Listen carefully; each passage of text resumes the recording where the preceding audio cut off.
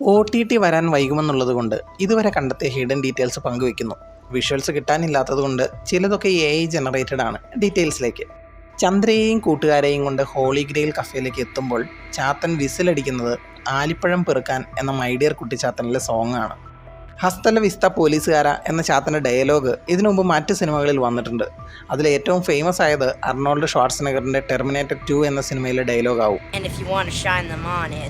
Hasta la vista, baby. Hasta la vista, baby. Hasta la vista, baby. Chathan ചീട്ടെറിഞ്ഞ് സ്കാൽപ്പലിൽ ഇടിച്ച് പോലീസുകാരൻ്റെ തുടയിൽ scalpel കുത്തി കയറുന്ന scene. Chathan പറയുന്നത് femoral artery കട്ടായിട്ടുണ്ട്, വലിച്ചൂരിയുള്ള heart attack വരുമെന്നാണ്. Femoral artery കട്ടായാൽ heart attack വരില്ല, cardiac അറസ്റ്റാണ് ഉണ്ടാവുക. രണ്ടും തമ്മിൽ ചെറിയ വ്യത്യാസമുണ്ട്. ഹാർട്ട് അറ്റാക്ക് എന്നാൽ ഹാർട്ടിൻ്റെ മസിലിലേക്കുള്ള രക്തോട്ടം തടസ്സപ്പെടുമ്പോൾ ഹാർട്ടിൻ്റെ മസിലിന് ഓക്സിജൻ കിട്ടാതെ വരികയും ആ ഭാഗം പ്രവർത്തനക്ഷമമല്ലാതെ ആവുകയും ചെയ്യുന്ന അവസ്ഥയാണ്. അപ്പോഴൊക്കെ ശരീരത്തിൽ ബ്ലഡ് ഉണ്ടാവും. എന്നാൽ ശരീരത്തിൽ നിന്നും ഒരുപാട് രക്തം നഷ്ടപ്പെട്ടാൽ ഹാർട്ടിന് പമ്പ് ചെയ്യാൻ ബ്ലഡ് ഇല്ലാത്ത അവസ്ഥ വരുമ്പോൾ സംഭവിക്കുക കാർഡിയക് അറസ്റ്റാണ്. ചാത്തൻ പറയേണ്ടത് ഹാർട്ട് അറ്റാക്ക് എന്നല്ല, കാർഡിയക് അറസ്റ്റ് എന്നായിരുന്നു. തലയും കുത്തി സീലിങ്ങിലൂടെ നടക്കുന്ന രണ്ട് ചാത്തന്മാരാണ് ഇതുവരെ മലയാള സിനിമയിൽ വന്ന് നമ്മൾ രസിപ്പിച്ചിട്ടുള്ളത്.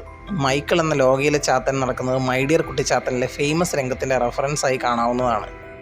മൈക്കിളിൻ്റെ ക്ലിനിക്കിൽ വെച്ചുള്ള സീനുകളിലൊക്കെ ചന്തുവിൻ്റെ ടീഷർട്ടിൽ എഴുത്ത് WTF ഈസ് ഗോയിങ് ഓൺ എന്നാണ്. എന്ത് കുന്തമാണ് നടക്കുന്നതെന്ന് അവർക്ക് പോലും തിരിച്ചറിയാൻ കഴിയുന്നില്ല. ഹോളി ഗ്രെയിൽ കഫേയുടെ ചുമരിൽ ലോകമെമ്പാടുമുള്ള മറ്റ് ഹോളി ഗ്രെയിൽ കഫേയുടെ ഒക്കെ ചിത്രങ്ങൾ വെച്ചിട്ടുണ്ട്. മോസ്കോ, ഇറാൻ, റഷ്യ, ആംസ്റ്റർഡാം എന്നീ സ്ഥലങ്ങളിലാണ് മറ്റ് ഹോളി ഗ്രെയിൽ കഫേ ഉള്ളതായി കാണിച്ചിരിക്കുന്നത്. ചാത്തൻ്റെ കയ്യിൽ പച്ച കുത്തിയിരിക്കുന്നത് സാറ്റേണിൻ്റെ ചിത്രമാണ്. സാറ്റേൺ അഥവാ ശനി എന്ന ഗ്രഹം ജ്യോതിഷത്തിൽ പറയുന്നതനുസരിച്ച് ആളുകളുടെ മോശം സമയവുമായി ബന്ധപ്പെട്ടതാണ്. ചാത്തനെ പ്രീതിപ്പെടുത്തി ശനിയുടെ അപഹാരങ്ങൾ ഇല്ലാതാക്കുന്നതായൊക്കെ കേട്ടിട്ടുണ്ട്. ചാത്തൻ്റെയും ശനിയുടെയും ശക്തി ഏതാണ്ട് ഒരുപോലെയാണത്രേ. ചന്ദ്രയുടെയും സണ്ണിയുടെയും പ്രായം ന്യൂസിൽ കാണിക്കുന്നുണ്ട്. ചന്ദ്ര അനന്യ 26, സണ്ണി കുര്യൻ 23.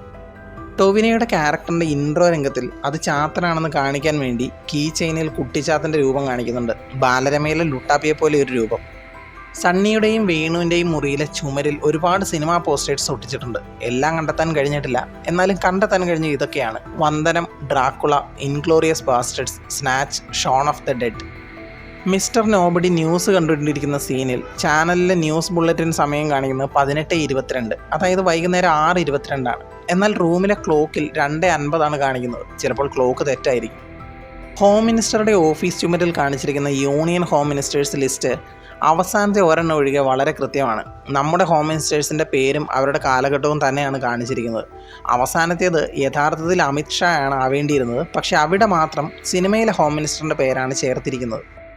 സിനിമയുടെ തുടക്കത്തിൽ തീ പിടിച്ച സ്ഥലവും അവിടെ നിന്നും നീലി ബാഗുമായി രക്ഷപ്പെടുന്നതും കാണിക്കുന്നുണ്ട്. അത് മൈക്കിളിൻ്റെ ഹെൽത്ത് സെൻ്ററാണ്. ഇനി അതല്ലെങ്കിൽ അതൊരു ഹോസ്പിറ്റലാണ്. അവിടെ അങ്ങിങ്ങായി വീൽ ചെയറുകളും ബെഡുകളും ഒക്കെ കാണാം. ചന്ദ്ര വന്നിറങ്ങുന്ന റെയിൽവേ സ്റ്റേഷൻ്റെ പുറത്തെ അഡ്വർടൈസ്മെൻറ്റ് ഡിസ്പ്ലേയിൽ തെളിഞ്ഞിരിക്കുന്ന അഡ്വർടൈസ്മെൻറ്റ്, അതിൽ പോപ്പി എന്ന് എഴുതിയിട്ടുള്ള ടൈറ്റിലാണുള്ളത്. ഇതേ അഡ്വർടൈസ്മെൻറ്റ് പോസ്റ്റേഴ്സ് ഒരുപാടെണ്ണം സണ്ണിയെയും കൊണ്ട് മൈക്കിളിൻ്റെ ക്ലിനിക്കിലേക്ക് ചെല്ലുമ്പോൾ അവിടെ നിലത്ത് കിടക്കുന്നത് കാണാം. The moon walker magic company എന്ന് എഴുതിയിരിക്കുന്നതും കാണാം. ഇത് മിക്കവാറും മൈക്കിളിൻ്റെ മാജിക് പരിപാടി ആയിരിക്കും. ചന്ദ്ര ഇതിനു മുമ്പ് സ്വീഡനിലായിരുന്നു എന്ന് സണ്ണിയോട് പറയുന്നുണ്ട്. പക്ഷേ ചന്ദ്ര റെയിൽവേ സ്റ്റേഷനിൽ വന്നിറങ്ങി ഫേക്ക് ഡോക്യുമെൻറ്റ്സ് വാങ്ങാൻ പോകുമ്പോൾ കൊടുക്കുന്ന നോട്ട് കെട്ട് അത് സ്വീഡിഷ് കറൻസി അല്ല, അമേരിക്കൻ ഡോളറാണ്. ചന്ദ്രയുടെ ഷെൽഫിലെ ബുക്കുകളൊന്ന് നോക്കാം. ബൈബിൾ, ശ്രീമദ് ഭഗവത്ഗീത, ഖുറാൻ, ഇത് മൂന്നും നമുക്കറിയാവുന്നതാണല്ലോ. ബാക്കിയുള്ളവ കണ്ടെത്താൻ കഴിഞ്ഞത് 3 ബുക്കുകളാണ്. War of the gods, the gods were astronauts, impossible truths എന്നിവയാണത്. ഇതിലൊരു കിടിലൻ ഡീറ്റെയിലിംഗ് ഉണ്ട്. ഇതെല്ലാം എഴുതിയത് ഒരാളാണ്, എറിക് വോൺ ഡാനിക്കൻ. ഈ ബുക്കുകളെല്ലാം ആൻഷ്യൻ അസ്ട്രോണോട്ട് തിയറി അഥവാ പുരാതനമായ ദൈവസങ്കല്പങ്ങളൊക്കെയും ബഹിരാകാശത്തു നിന്ന് വന്നവരാണെന്നും അന്യഗ്രഹ ജീവികൾ ഭൂമിയിലേക്ക് വന്ന് മനുഷ്യ സംസ്കാരങ്ങളെ സ്വാധീനിച്ചു എന്നും പറയുന്നവയാണ്. ലോകയുടെ കഥ തന്നെ പറയുന്നതും ഇതേ തിയറിയുമായി ബന്ധപ്പെട്ട രീതിയിലാണ്. ഈ ഷെൽഫിലേക്കുള്ള ലേറ്റസ്റ്റ് എഡീഷനാണ് ദ ലീവ് എമംഗ് അസ് എന്ന ബുക്ക്. ചന്ദ്ര തുറക്കുന്ന പെട്ടി അത് കത്തനാരുടെ പെട്ടിയാണെന്ന് പിന്നീട് കാണിക്കുന്നുണ്ട്. അതിൻ്റെ മുകളിൽ എഴുതിയിരിക്കുന്നത് ലാറ്റിൻ ഫ്രേസായ ഒംനിയ ഇൻ ബോണം എന്നാണ്. അതിൻ്റെ അർത്ഥം എവരിത്തിങ് ഫോർ ദ ഗുഡ്, അതായത് എല്ലാം നല്ലതിന് എന്നാണ്. ചന്ദ്ര സണ്ണിയെ കാണുന്ന സീനിൽ സണ്ണിയുടെ ഫ്ലാറ്റിൻ്റെ നിറം ലൈറ്റ് ബ്ലൂ ആണ്. ചന്ദ്രയുടെ ഫ്ലാറ്റിൻ്റെ നിറം റെഡാണ്. ഇത് രണ്ടും ക്ലാസിക് കോൺട്രാസ്റ്റ് കളേഴ്സാണ്. വെള്ളവും തീയും സുരക്ഷിതത്വവും അപകടവും സൂപ്പർ നാച്ചുറൽ ആയതും ഹ്യൂമൻ ആയതും ഒക്കെ വേർതിരിച്ച് കാണിക്കാൻ ഉപയോഗിക്കുന്ന നിറങ്ങൾ. സണ്ണിയുടെയും ചന്ദ്രയുടെയും നേച്ചർ കാണിക്കുവാനും അവർക്കിടയിലെ വ്യത്യാസങ്ങൾ തിരിച്ചറിയിക്കുവാനുമാണ് ഈ കളറുകൾ ഉപയോഗിച്ചതെന്ന് തോന്നുന്നു. വേണു കൂടെയുള്ളവരോട് പറഞ്ഞു കൊടുക്കുന്ന ഒരു കാര്യം ശ്രദ്ധിക്കുക. 4.37 ലൈറ്റ് ഇയേഴ്സ് അകലെയുള്ള ആൽഫ സെഞ്ചുറിയെക്കുറിച്ചാണ് വേണു പറയുന്നത്. ആൽഫ സെഞ്ചുറി എന്നത് 3 നക്ഷത്രങ്ങൾ അടങ്ങുന്ന ഒരു കൂട്ടമാണ്. സൂര്യൻ കഴിഞ്ഞാൽ ഭൂമിയോട് ഏറ്റവും അടുത്തുള്ള നക്ഷത്ര കൂട്ടമാണിത്. 4.37 ലൈറ്റ് ഇയർ എന്ന് പറയുന്നത് ആൽഫ സെഞ്ചുറിയിലേക്കുള്ള ദൂരമാണ്. ലൈറ്റ് സഞ്ചരിക്കുന്ന സ്പീഡിൽ, അതായത് ഒരു സെക്കൻഡിൽ 3 ലക്ഷം കിലോമീറ്റർ സ്പീഡിൽ പോയാൽ ഏതാണ്ട് 4.37 വർഷം, അതായത് ഏതാണ്ട് 4 വർഷവും 4 മാസവും കഴിയുമ്പോൾ ആൽഫ സെഞ്ചുറിയിലെത്തും. വേണു ഒരു ജ്യോതിശാസ്ത്ര വിദഗ്ധനാണെന്ന് കാണിക്കുന്ന ആദ്യ രംഗമാണിത്. നൈജിലിൻ്റെ കഴുത്തിലെ മാലയിലെ ലോക്കറ്റ്, അത് 404 എന്ന നമ്പറാണ്.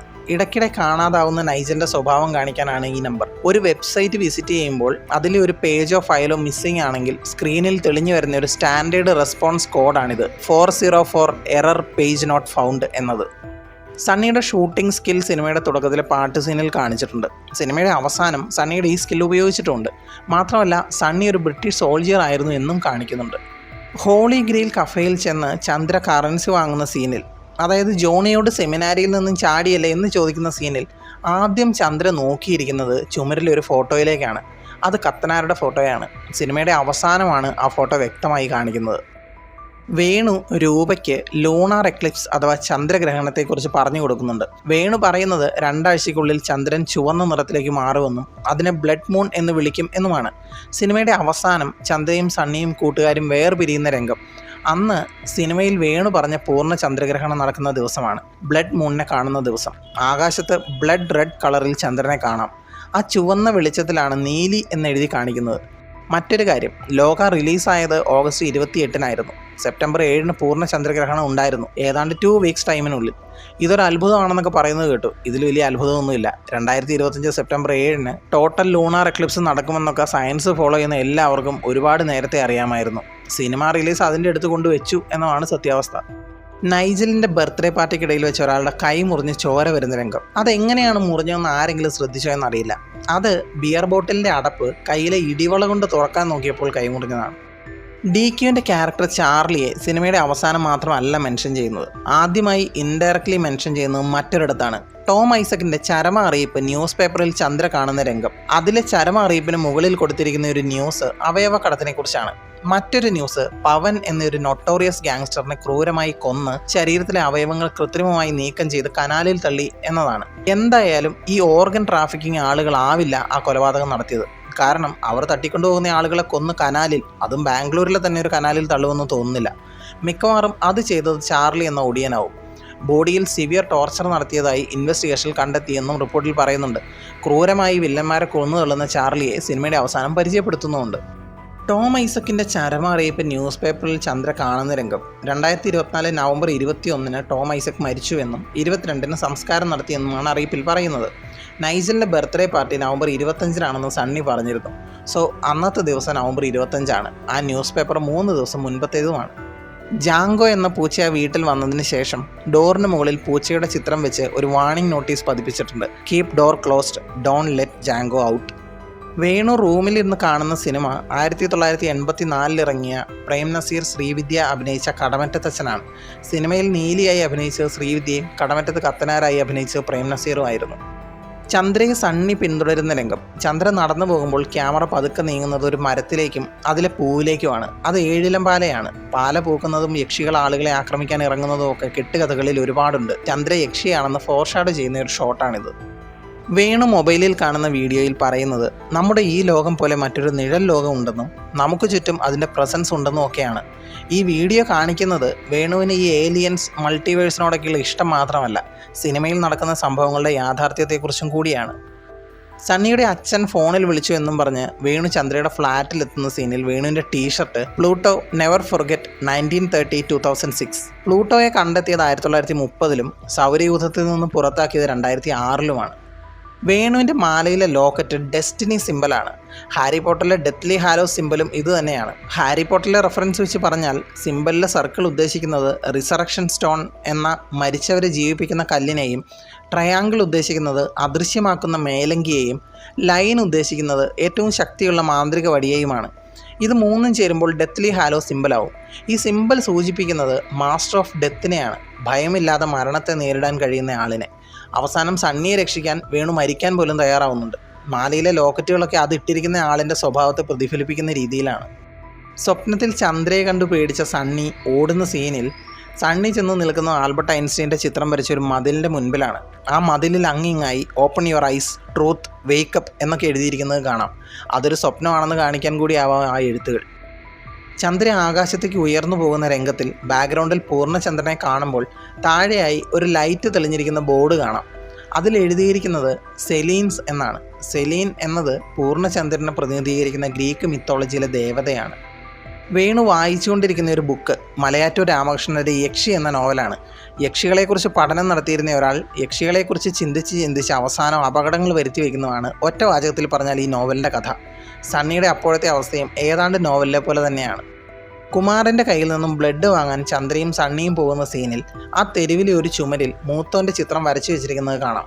എല്ലായിടത്തും മൂത്തോൻ്റെ പ്രസൻസ് ഉണ്ടെന്നർത്ഥം. O നെഗറ്റീവ് ഏറ്റവും പ്യുവറസ്റ്റ് ബ്ലഡ് ഗ്രൂപ്പ് ആണെന്ന് ചന്ദ്ര പറയുന്നുണ്ട്. സത്യത്തിൽ ഈ ബ്ലഡ് ഗ്രൂപ്പ് ശുദ്ധമായത് എന്നൊക്കെ പറയുന്നതിൽ വലിയ അർത്ഥമൊന്നുമില്ല. പക്ഷേ ചന്ദ്ര അങ്ങനെ പറയാൻ മറ്റൊരു കാരണം കൂടിയുണ്ട്. O നെഗറ്റീവ് ബ്ലഡ് ഉള്ള ഒരാളുടെ ശരീരത്തിലേക്ക് O നെഗറ്റീവ് ബ്ലഡ് മാത്രമേ കൊടുക്കാൻ കഴിയൂ. മറ്റേത് ബ്ലഡ് ഗ്രൂപ്പ് ആണെങ്കിലും വേറെ ആൾട്ടർനേറ്റീവ് ബ്ലഡ് തൽക്കാലത്തേക്ക് കൊടുക്കാൻ കഴിയും. ഉദാഹരണത്തിന് A പോസിറ്റീവ് ബ്ലഡ് ആവശ്യമെങ്കിൽ A positive, A negative, O positive, O negative ഇതൊക്കെ കൊടുക്കാൻ കഴിയും. O നെഗറ്റീവ് ഒഴികെയുള്ള ഏത് ബ്ലഡ് ആണെങ്കിലും വേറെ ഏതെങ്കിലും ഒരെണ്ണമായിട്ട് കലരാൻ സാധ്യതയുണ്ട്. O നെഗറ്റീവ് ആണെങ്കിൽ അത് ഉണ്ടാവില്ല എന്നാണ് ചന്ദ്ര ഉദ്ദേശിച്ചത് എന്ന് തോന്നുന്നു. പിന്നെ ടേസ്റ്റ് അതെനിക്കറിയില്ല. നീലിക്ക് ജീവൻ കൊടുത്തതിന് ശേഷം കത്തനാർ മൂത്തോൻ്റെ പേരും പറഞ്ഞ് ചൂണ്ടിക്കാണിക്കുന്നത് മൂത്തോൻ്റെ വടിയിലേക്കും അതിനടുത്തിരിക്കുന്ന ചിത്രത്തിലേക്കുമാണ്. ആ ചിത്രം ഈസ്റ്റേൺ ഓർത്തഡോക്സ് ക്രിസ്ത്യാനിറ്റിയിലെ ക്രൈസ്റ്റ് പാൻഡോക്രേറ്ററിൻ്റേതാണ്. ആ വടി മൂത്തോൻ കത്തനാർക്ക് കൈമാറുന്നത് സിനിമയുടെ തുടക്കത്തിലെ ഡിജിറ്റൽ ഇല്ലുസ്ട്രേഷനിൽ കാണിച്ചിട്ടുമുണ്ട്. ഇതിനെക്കുറിച്ച് വിശദമായൊരു വീഡിയോ നേരത്തെ ചെയ്തിരുന്നു, ചാനലിൽ ലഭ്യമാണ്.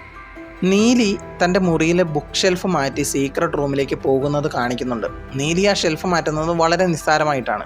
എന്നാൽ അതേ റൂമിൽ ചെല്ലുന്ന നാച്ചിയപ്പ അയാളൊരു ദുശ്ശീലങ്ങളും ഇല്ലാത്ത പൂർണ്ണ ആരോഗ്യവാനായ ഒരാളായിട്ട് കൂടി വളരെ കഷ്ടപ്പെട്ടാണ് ആ ഷെൽഫ് നീക്കുന്നത്.